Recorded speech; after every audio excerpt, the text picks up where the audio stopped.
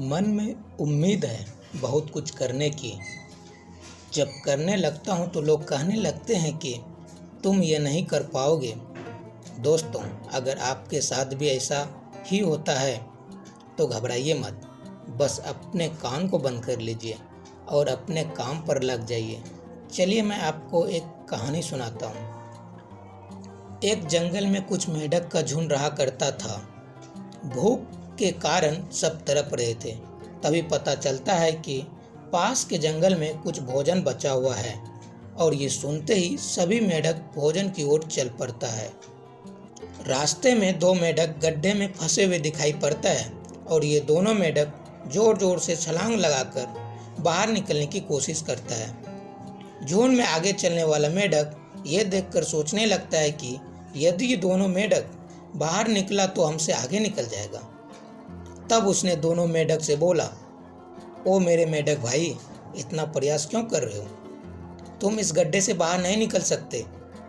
इससे अच्छा है कि तुम प्रयास करना बंद कर दो, क्योंकि इस गड्ढे से निकलना नामुमकिन है। ये तुम्हारे बस की बात नहीं है।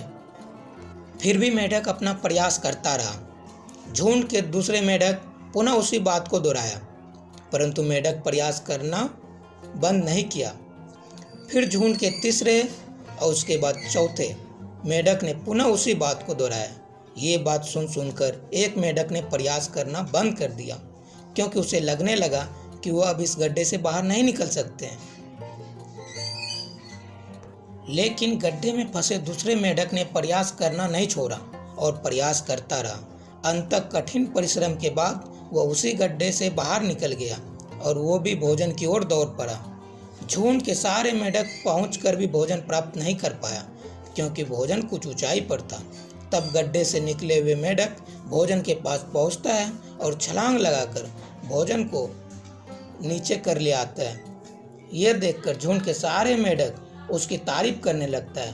तभी उसको पता चलता है कि ये मेंढक तो वही मेंढक है जो गड्ढे से बाहर निकलने का प्रयास कर रहा था।